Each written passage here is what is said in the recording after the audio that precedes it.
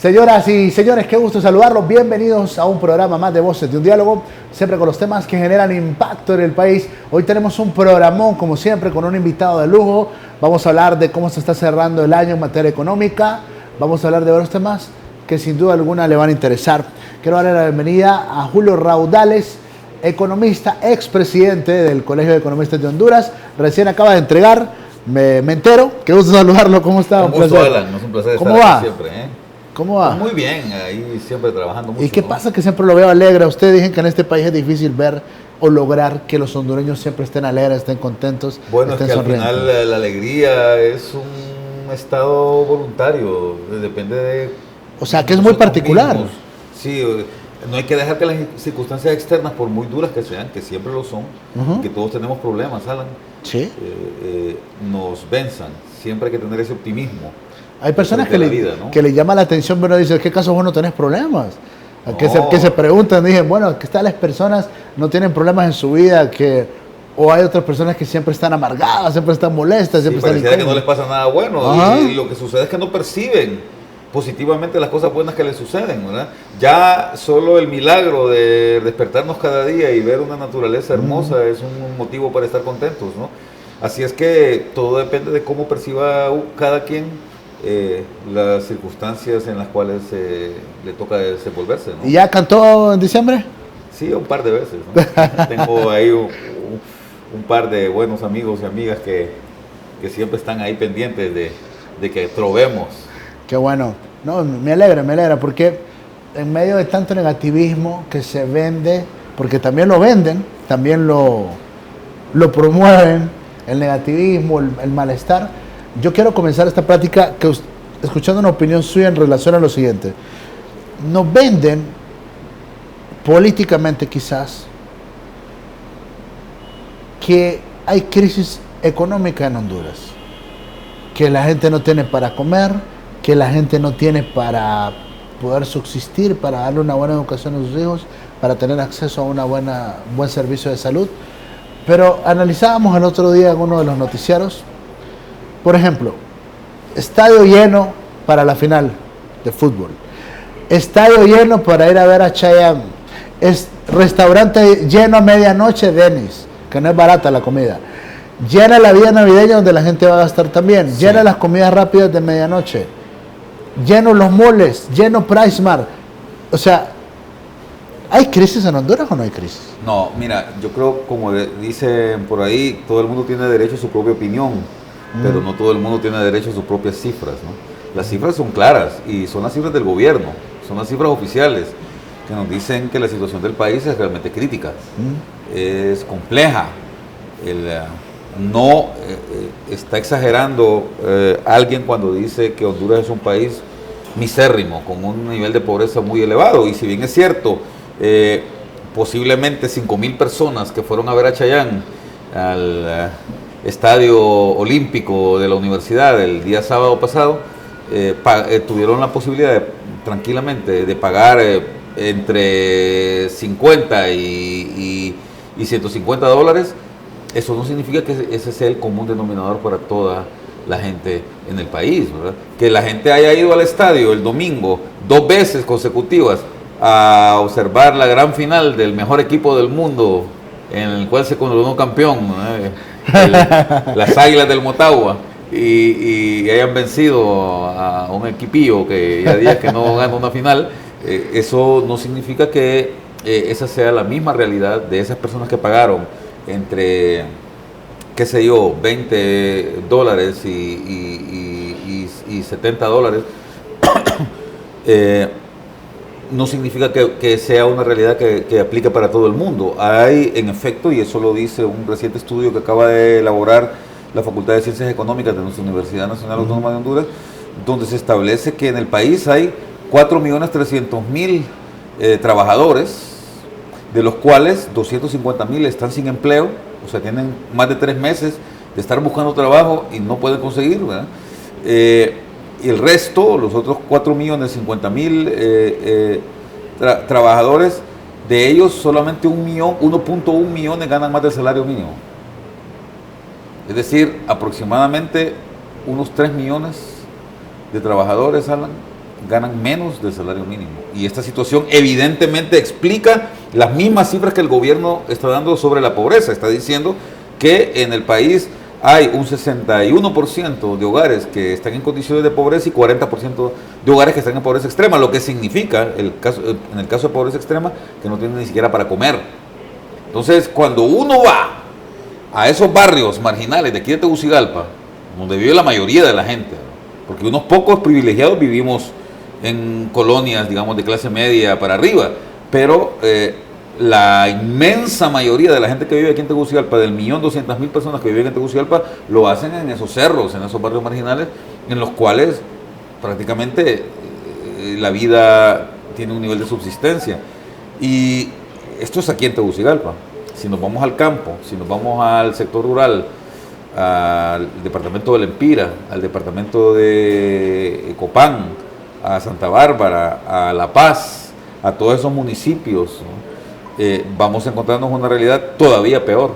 Hace poco estaba conversando con un consultor que vino de parte de Naciones Unidas, que está apoyando en un estudio que está haciendo Naciones Unidas para poder lograr definir una estrategia que permita sacar de la miseria, de la pobreza extrema, a una gran cantidad de personas del sector rural, sobre todo en la parte occidental del país, y dice que él en pocos lugares en el mundo ha visto tanta miseria como en Honduras, ¿no? Pero entonces, a pesar de eso, entonces están llenos los estadios, llenos los conciertos. Sí, pero hay 25.000 personas que pueden darse el lujo de pagar una entrada, que en su mayoría son 400 lempiras, 500 lempiras, ¿no? Pero eso no significa solvencia económica. No, sí, por supuesto. Eso o ir a un concierto de Chayanne eso no significa que esto aplique para el promedio de la población. La diferencia entre Honduras y países como Argentina, que no deja de tener problemas, países como Chile, como Uruguay, ¿no? Estoy hablando de Latinoamérica por no irme al mundo desarrollado, ¿no?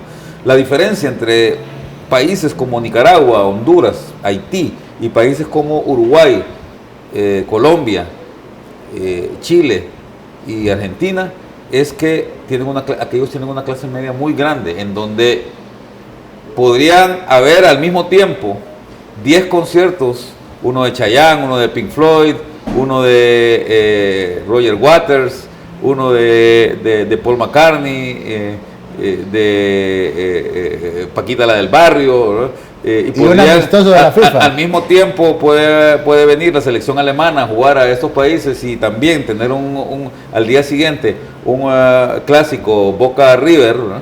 Hay suficiente gente que puede ir a esos lugares y además ir a los restaurantes de San Telmo en Buenos Aires, ¿no? Entonces eso no sucede aquí en Honduras. Aquí en Honduras es una minoría privilegiada y uno lo puede ver.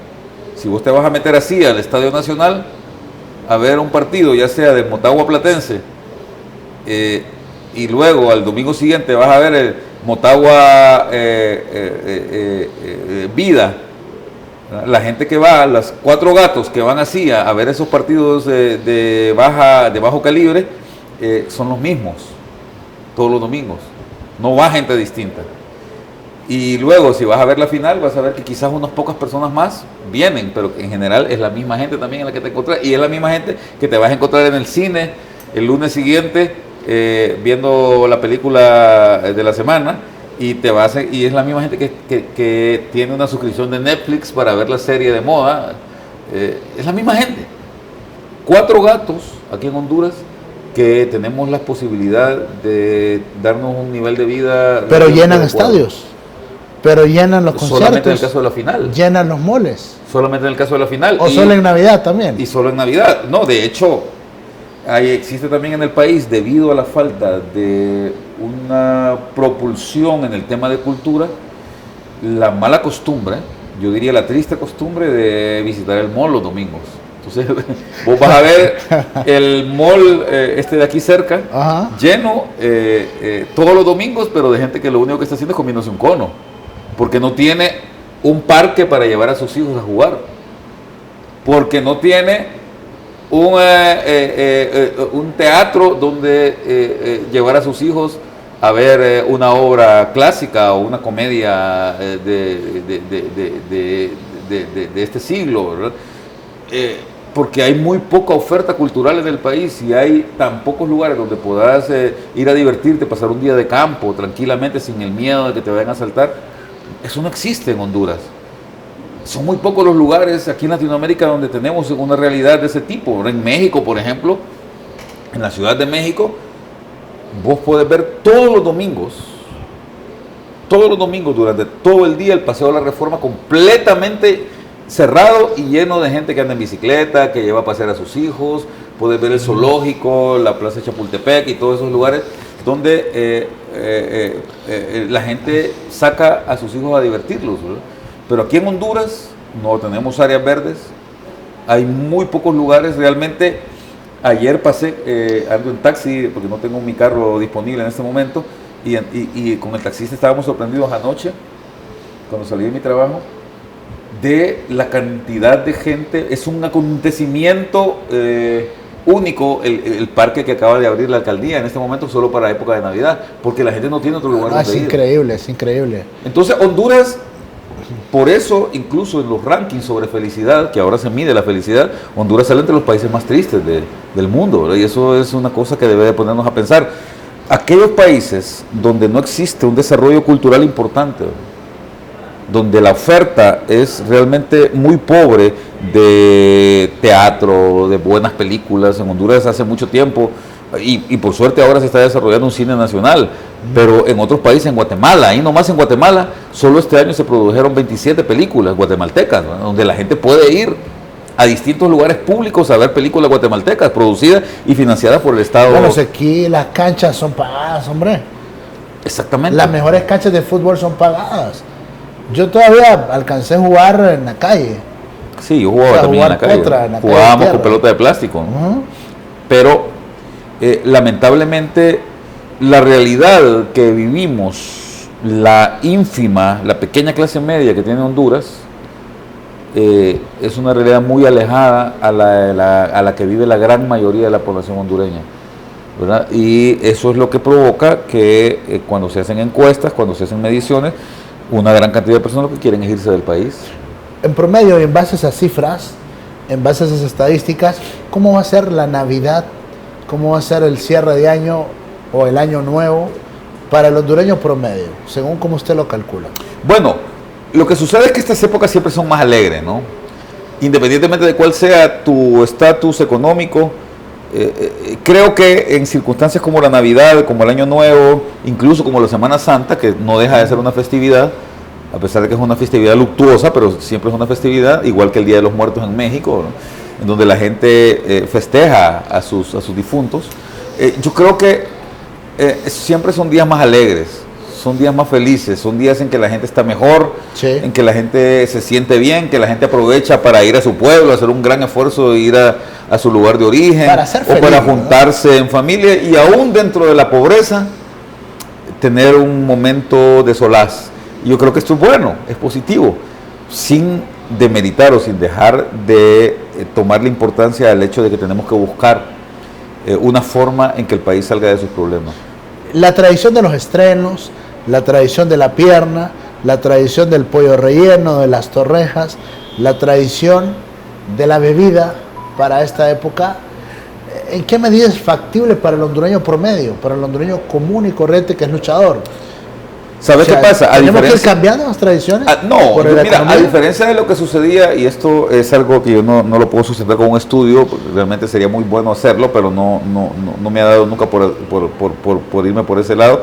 Pero realmente, Alan, a diferencia de lo que sucedía cuando éramos apenas 2 millones de habitantes, cuando yo era un niño, vos todavía no habías nacido, ¿no? Allá en los años 70, en que yo viví mi infancia, es que en aquel tiempo la clase media, mis papás eran de clase media, ¿verdad?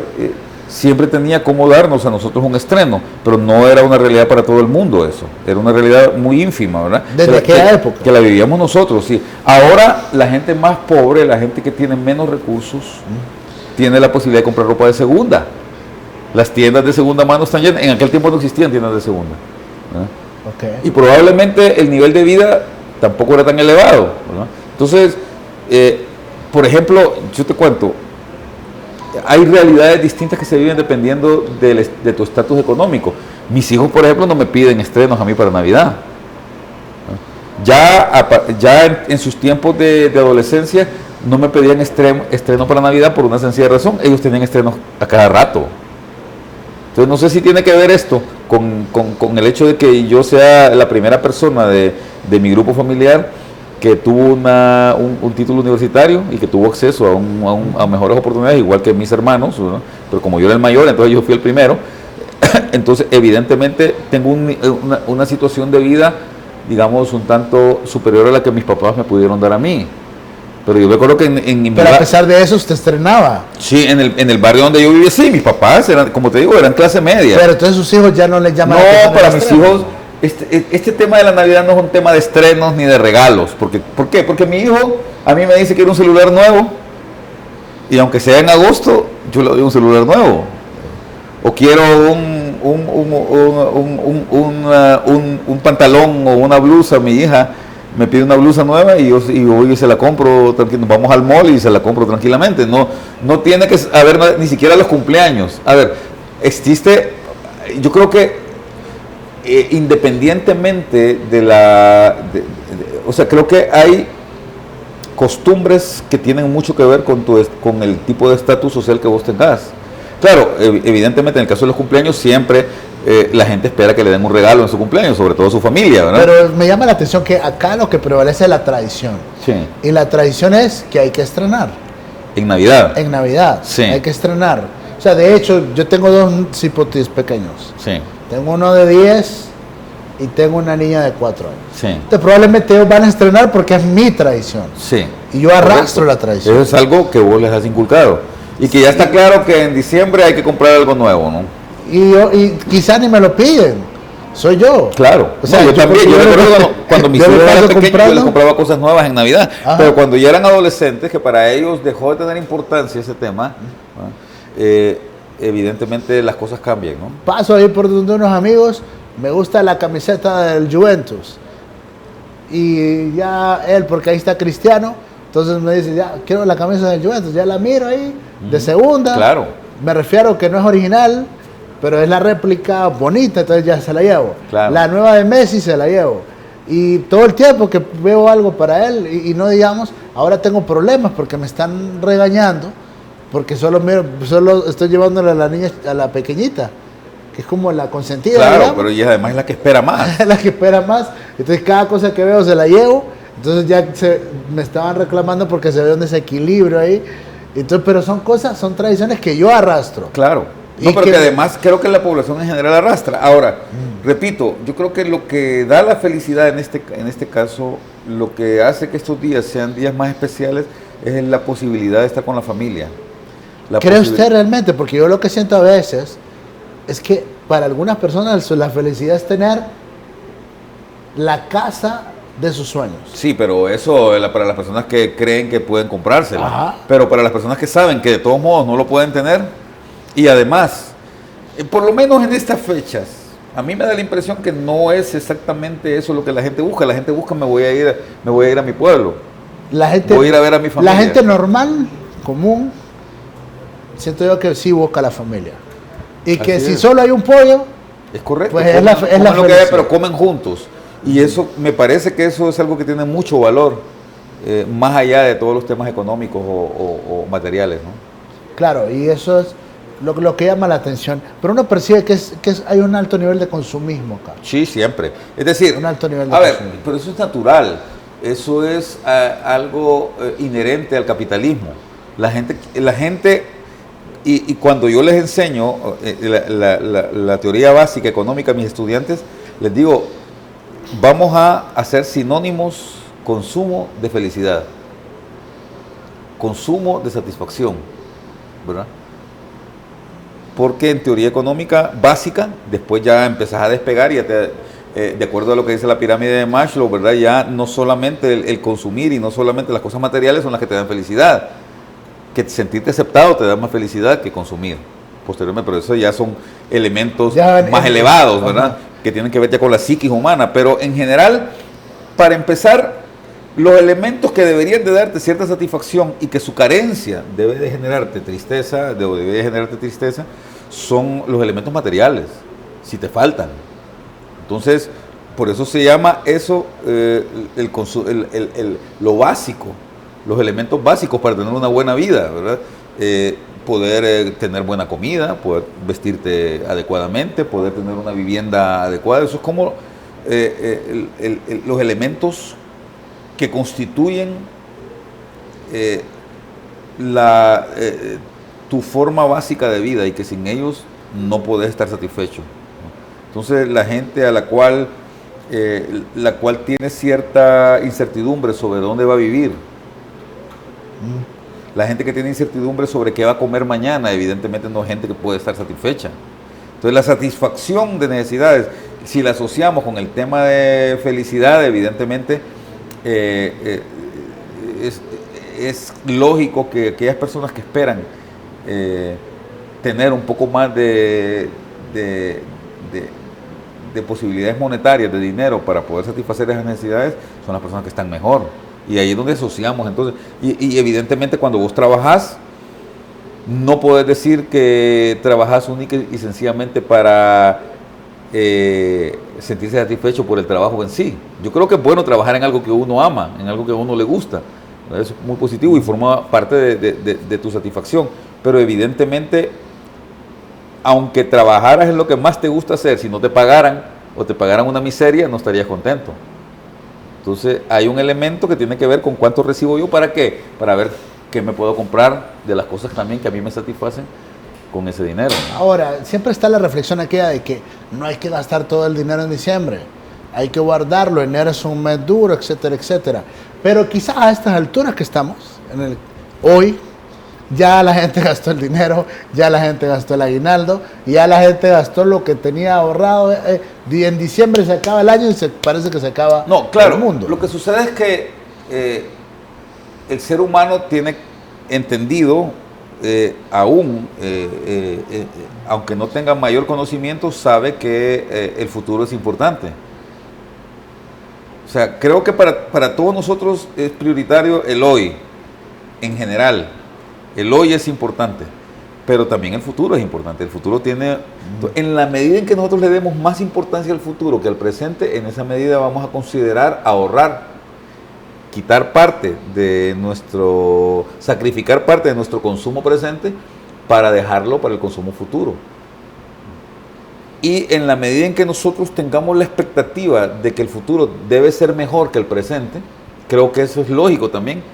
Eso entra dentro de la racionalidad del ser humano, esperar un futuro mejor que el presente. Si yo pienso que de todos modos mi futuro va a ser peor que lo que estoy viviendo ahorita, entonces me como todo ahorita. De todos modos voy a estar mal en el futuro. O sea, yo estoy claro que no tengo ninguna expectativa con el futuro. Probablemente hasta me voy a morir.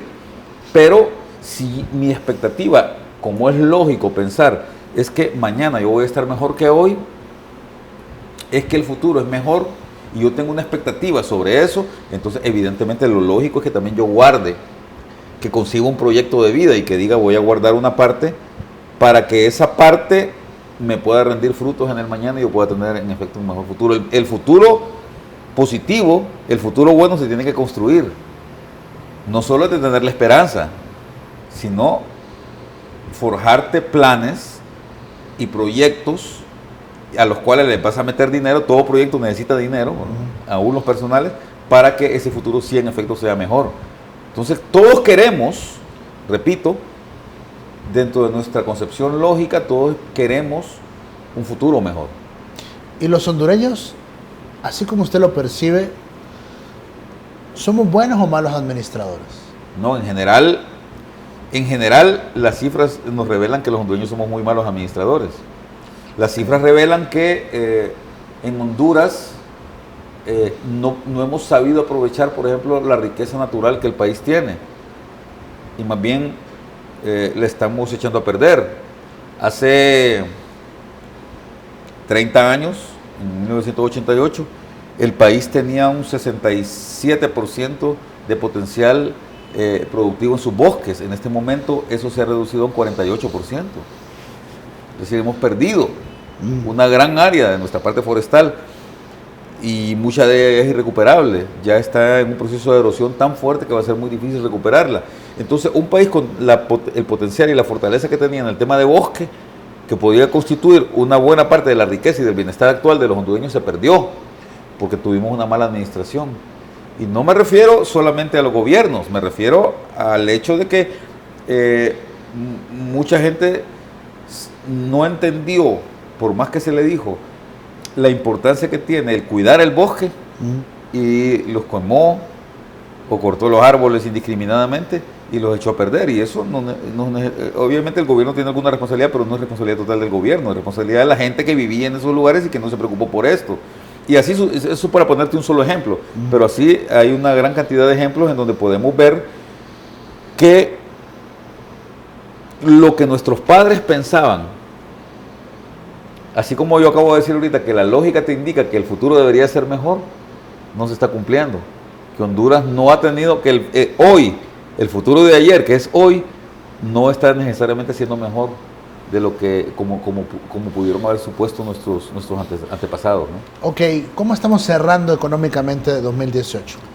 Bueno, yo creo que hay algunos elementos que es importante destacar de lo que dice el gobierno. El gobierno, sobre todo las autoridades económicas, aseguran que el país va a tener un crecimiento importante.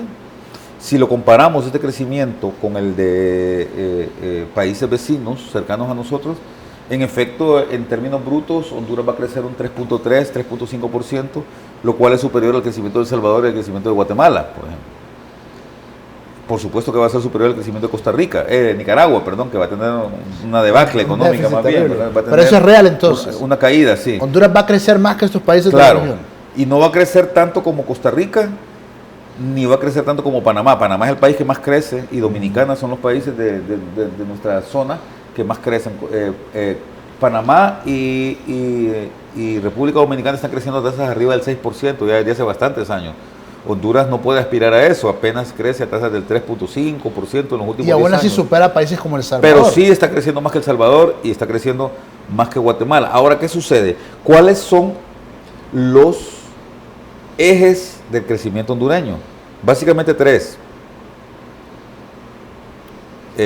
Sector financiero, que no tiene más de 6.000, 7.000 empleados, o sea, hay 15 bancos en Honduras que no le dan trabajo a más de 6.000, 7.000 personas. Sector telefonía, que son 2 empresas telefónicas que no le dan trabajo a más de 4.000 personas aquí en el país. Yo creo que ni 1.000 personas tienen. No, digamos, si sumamos las personas que venden los celulares y que los puestos esos... Pero directamente no tienen ni 1.000. Sí, no, las empresas mismas no tienen ni 2.000 personas, ¿verdad? No tienen 1.000 cada una. Pero son las que más ganan. Sí. Y el otro sector es la producción de energía eléctrica, o sea, Lufusa, Enersa y todas esas empresas que producen energía. Esos tres sectores que te estoy diciendo ahorita explican más o menos un 1.5% de ese 3.5%. O sea que es elevadísimo el porcentaje. Sí, mientras que el sector servicios, el comercio y la agricultura explican un 1% del crecimiento. Y el otro 1%, algunos otros del sector industrial y algunas otras cosas. Lamentablemente, este 1.5% que explican estos tres sectores, que no llegan ni siquiera a 30.000 personas empleadas, ¿no? De 4 millones, realmente generan muy poco empleo. Por lo que, si le quitamos ese 1.5%, nos queda 2%, que es la tasa de crecimiento de la población. Por lo tanto, en términos netos, estamos creciendo al 0%. Porque si vos sumas 2%, supongamos que no hubiera aquí en el país estas empresas privadas de energía eléctrica, productoras de energía que le venden a la ENE. Ellas se dedican a venderle a la ENE. Supongamos que no hubiera en el país empresas telefónicas y que no hubieran bancos, ¿no? El crecimiento del país, en términos de empleo y en términos de valor agregado de la economía, sería 0, porque estás creciendo al 2% de la población y estás creciendo al 2% del país. Por lo tanto, tenés 0 crecimiento. Quiere decir que hay un problema de productividad en el trabajador hondureño. Las personas que... El sector de la economía que más trabajo genera es el sector agrícola. La mayor cantidad de empleados en Honduras trabajan en agricultura, ¿verdad? El segundo lugar lo ocupa el comercio. Y el tercer lugar lo ocupa la industria. Esos tres sectores, que son los que más, los que acaparan la mayor cantidad de esos 4 millones de empleados, hay 1.5 millones de empleados en agricultura, más o menos 1 millón de empleados en comercio y más o menos menos de 1.800.000 y tantos de empleados en la parte industrial y en los otros sectores. Son muy poco productivos. Su trabajo no genera riqueza, es muy mal pagado. Un trabajador agrícola que es del país en promedio gana más o menos 4.000, 5.000 empiras al mes. Y si consideramos una canasta básica de consumo de 12.000, de 14.000 empiras, que es la básica, estamos viendo entonces que hay un gap, que hay una brecha muy elevada, que no le ajusta a la persona. Eso explica por qué hay tanta pobreza en el país. Entonces, es importante que se le preste atención, que se facilite la vida de quienes trabajan o producen en el tema agrícola. ¿Por qué, Alan? Porque ya desde hace más de 20 años Honduras está teniendo un déficit incluso en granos básicos. Honduras tiene que comprar frijoles, maíz y arroz a países vecinos y al extranjero, ¿verdad? O sea, Honduras ni siquiera desde hace más de 20 años está siendo capaz de producir para poder alimentarse lo básico. No hablemos de carne. Que es una vergüenza, ¿no? Sí, fíjate qué interesante. Tenemos los datos ahí con la Facultad de Ciencias Económicas. En el caso de la carne, de la ganadería, el hato ganadero hace 40 años, antes de que vos nacieras, el hato en Honduras había 2,5 millones de habitantes y el hato ganadero del país eran 2.2 millones de vacas. O sea, prácticamente había una vaca por habitante. A comienzos de este siglo, el hato ganadero era de 2.8 millones de vacas y habían 4,5 millones de habitantes en Honduras. Y ahorita hay 9 millones de habitantes en Honduras y hay 3 millones de vacas. Es decir, ha habido a pesar de que ha subido la producción ganadera, pero ha subido de manera tan lenta que no se puede comparar con la cantidad de personas que están viviendo ahora en el país. Por lo tanto, ya no nos ajusta la carne. Entonces, ¿qué pasa, Alan? Hemos descuidado sectores que eran cruciales para la vida de la gente. Honduras era un país pobre en los años 70, pero tenía 2 millones de vacas y 2 millones de personas. Honduras era un país pobre en los años 70, más pobre que ahora posiblemente, pero resulta que producía suficiente maíz, frijoles y arroz de manera que no tuviese que importar esos frijoles. Ahora tenemos que importar frijoles, arroz y maíz, tenemos que importar caña de azúcar y además tenemos que importar carne de vaca. Entonces ya no tenemos ni siquiera para alimentarnos todos los 9 millones de hondureños que hay. Entonces evidentemente descuidamos ese tema productivo, descuidamos el tema de los bosques, ¿no? Poco a poco fuimos comiéndonos esa riqueza forestal que teníamos y ahora lo que hay es una gran cantidad de territorios erosionados en los que no se puede sembrar nada y tampoco podemos aprovechar la riqueza maderal que existe. Entonces hemos estado cayendo mucho en estos temas que son tan importantes para el país, que son básicos. No estoy hablando, los retos que vienen ahora son enormes, Alan. Ahora lo que va a suceder, por ejemplo, dentro de 10 o 15 años, Alan, cuando comenzó este siglo, yo tenía 30 y pico de años,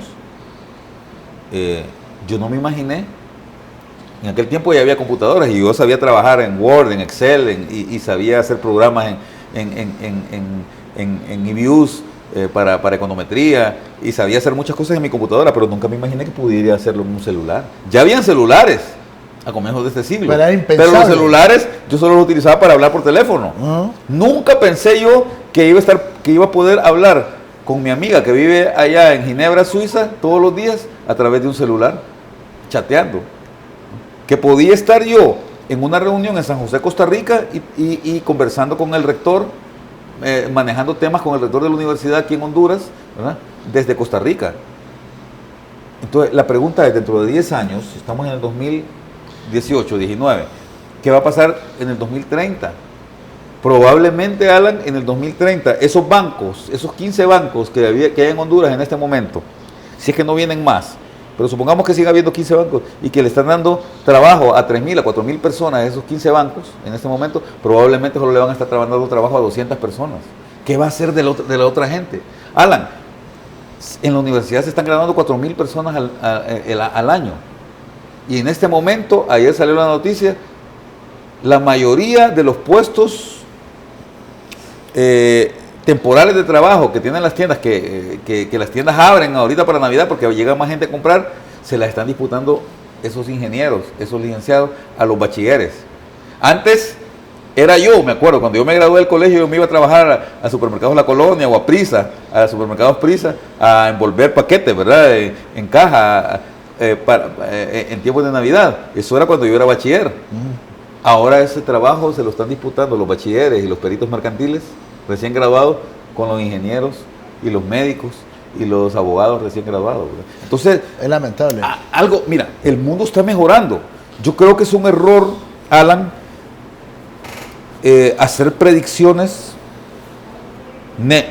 mefistofélicas de que la cosa va para peor. No, el mundo está llenándose de más oportunidades, pero las oportunidades las van a aprovechar quienes estén más preparados para aprovecharlas.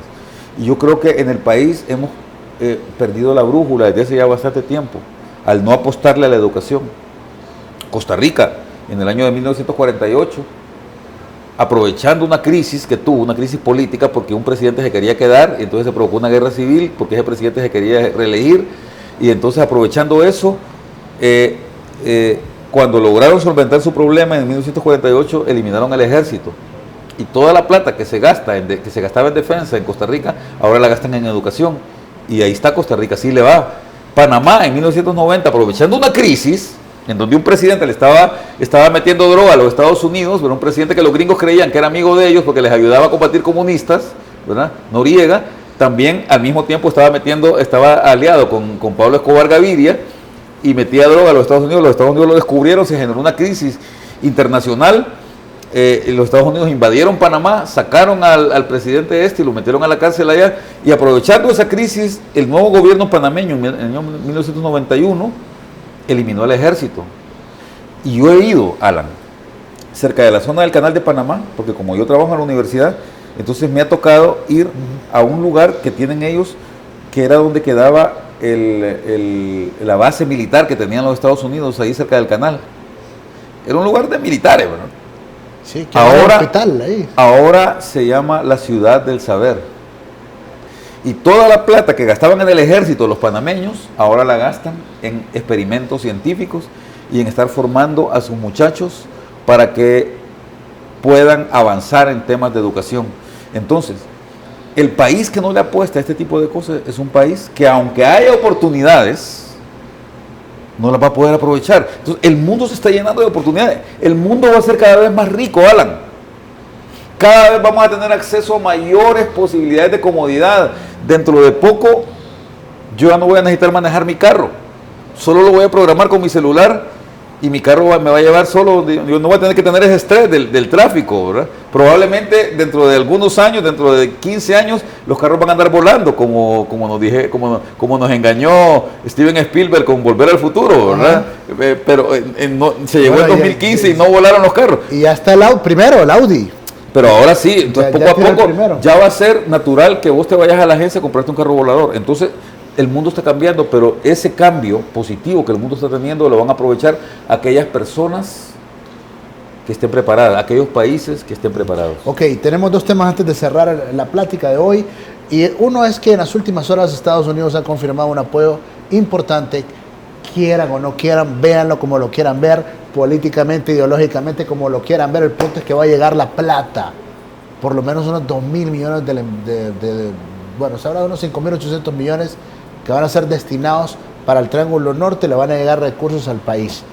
Se habla de que lo van a manejar algunas agencias de los Estados Unidos y el gobierno de México va a ser como el intermediario para estar monitoreando cómo está la situación. De fondo es para parar la ola migratoria que ya les está impactando como nunca a los gringos. ¿Cómo deberían de manejarse esos recursos? ¿A dónde los deberían de focalizar? A ver, yo veo Yo creo que eso dentro de todo es una buena noticia, pero quiero ser muy claro y muy puntual en esto. El bienestar de los hondureños y la prosperidad de los hondureños pasa por los hondureños. No debemos esperar que nadie nos venga a resolver un problema.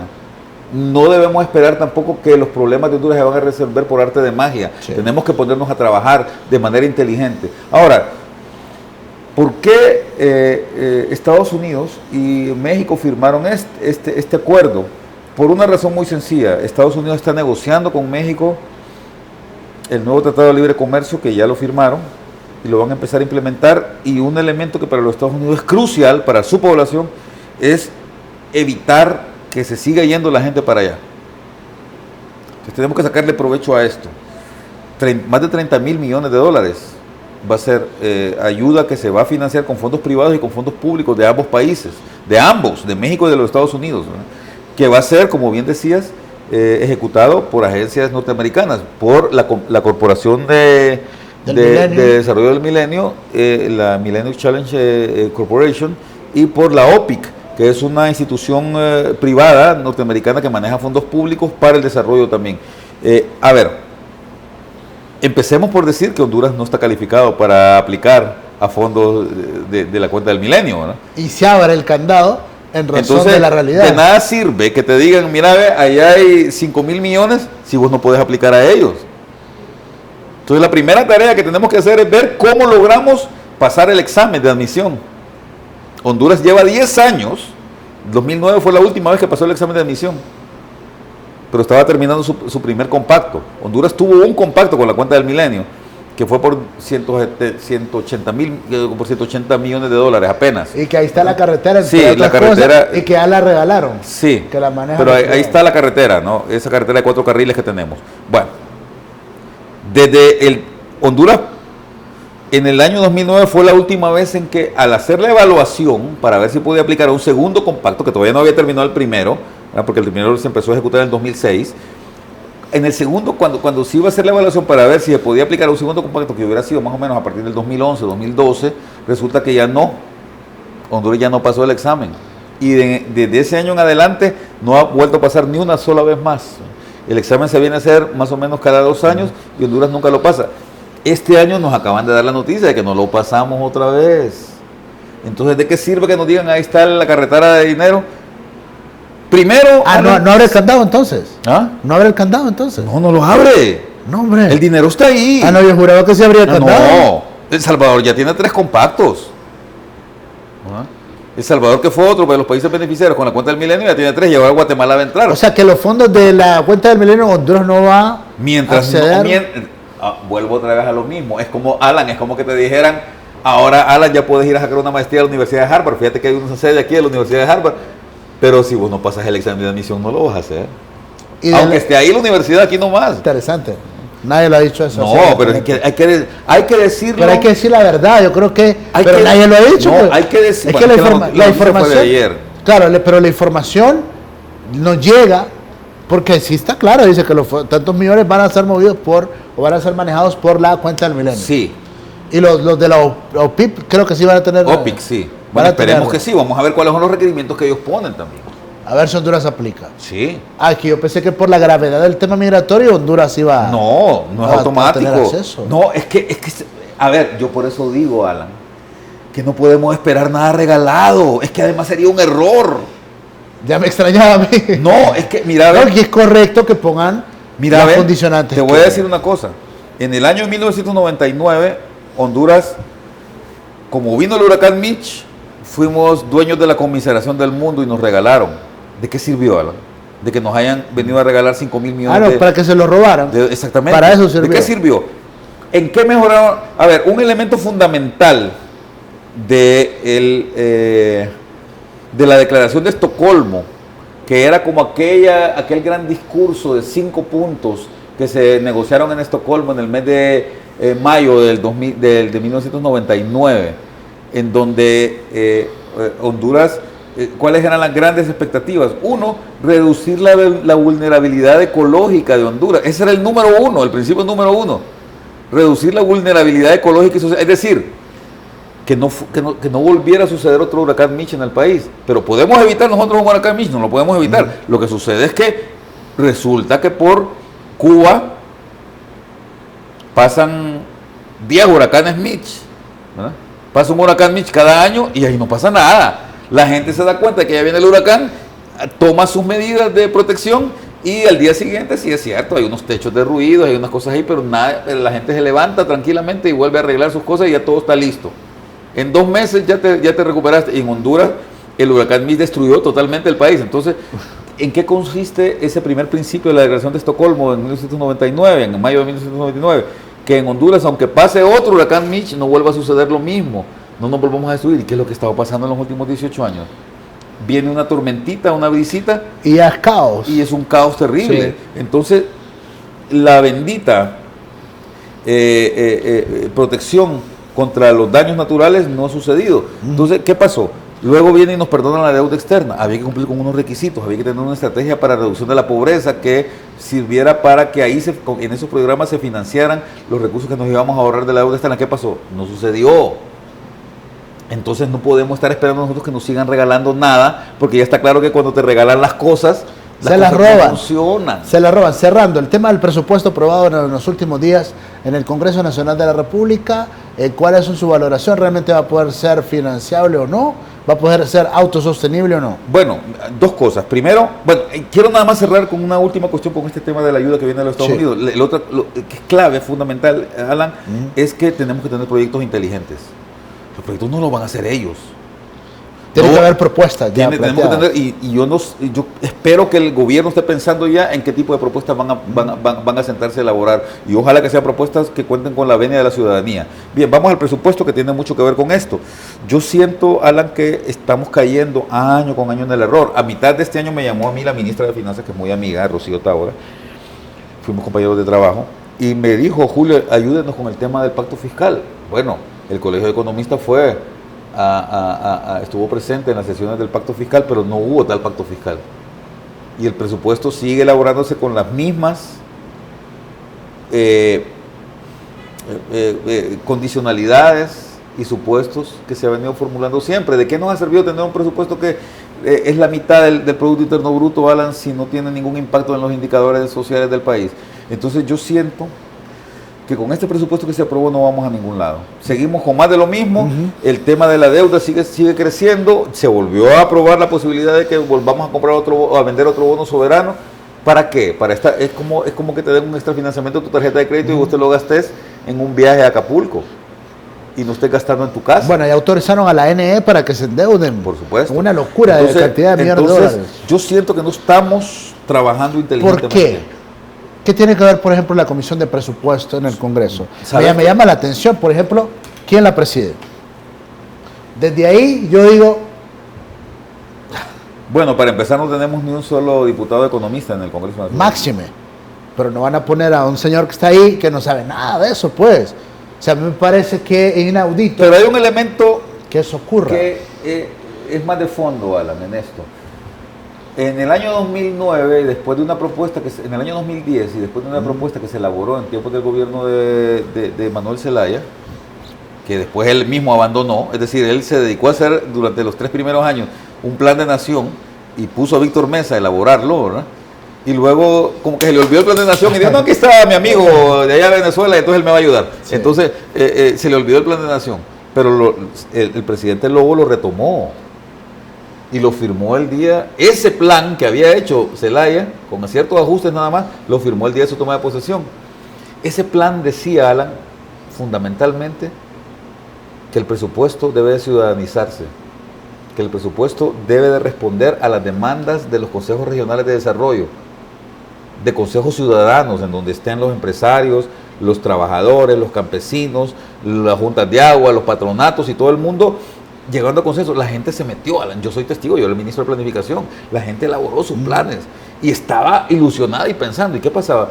A los ministros, a ningún ministro le interesaba perder discrecionalidad sobre los fondos que les toca administrar. Entonces es una estupidez, y hay un libro que yo le recomiendo a los televidentes que se llama El poder de la estupidez, que lo escribió un italiano que se llama Giancarlo Libracchi, que dice que no hay nada peor que el poder. Porque cuando vos tenés poder y no lo digregás y no lo diseminás, te volvés estúpido. Se nota. Y entonces, Sí, cuando acá a lo vos te notamos. asignan 20.000 millones de lempiras para que vos los administres y vos crees que los puedes administrar solo, 20.000. O sea, ¿en qué? Señalame un cajón en el que podamos meter 20.000 millones de lempiras aquí. Solo un torpe puede creer eso. Sí, que pueda administrarlo bien en un año. ¿Verdad? Si no contás con el poder de la ciudadanía, y me gustaba la propuesta que tenía Zelaya. Mira, Zelaya No, era muy... tuvo un consecuente. grupo, mira, yo pienso que el gabinete con el que Zelaya comenzó era un gabinete de lujo. Hugo Noé Pino en el Banco Central, Gabriela Núñez, Gabriela en el Banco Central, Hugo Noé en Hacienda, Rebeca Santos de viceministra, Jorge Arturo Reina en Gobernación, Edmundo Orellana Mercado, ¿verdad? O sea, cuando vos pensás, ese era un equipo pensante realmente. Y, ¿sabes? Su propuesta se llamaba la propuesta del poder ciudadano. Se le olvidó.